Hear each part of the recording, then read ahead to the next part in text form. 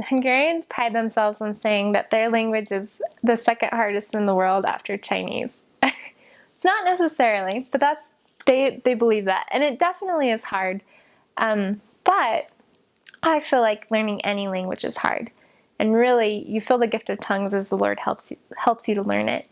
One thing that makes Hungarian unique, though, is that it's not the same. It's not very similar to any other language. It's not Germanic. It's not Latin-based. It's not quite similar to Russian. It's very unique in and of itself. The Hungarians used to have their own alphabet, but that's kind of revolutionized into letters that we recognize. So they have a similar alphabet to ours, but they also have extra letters. So for example, a couple of letters that are rather important. So when you just see an S, it's pronounced like sh, like shine. But when you see an SZ together, it's pronounced like an S, like sun. So those are just little things that when you see them, it just makes a difference when you're reading it. But one nice thing about Hungarian is that if you know how to pronounce the letters, then you know how to say all the words. Unlike English and some of the other languages, it doesn't change based on the word, like wind and wind. You wouldn't say a word two different ways. It's always the same. The letters always pronounced the same way.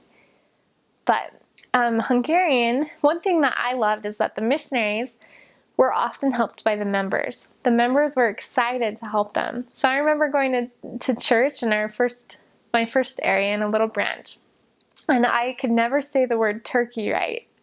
I just never said it correctly, but the members were always so excited to help me. They would always try again and again to get me to say it right, and they were very encouraging. And that's one thing that's great is that the companions are willing to help, the members are willing to help other missionaries, and ultimately the people are. They have warm hearts, and it makes them happy to know that someone's trying to learn their language.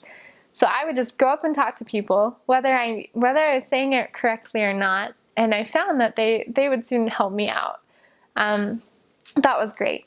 But Hungarian, one of the pieces of advice I'd give about Hungarian is to just not become discouraged. It comes over time. I remember first going out and feeling like I couldn't say anything. I could say stuff and I could communicate with some people, but some people didn't understand me because of my accent. But slowly it came more and more to the point where I'd have full conversations and no problem at all. And then I'd realize later that I had no problem. It was a miracle, a little miracle. But the more that you speak, the faster it will come. And then just trusting in the Lord and being diligent, it helps a lot too.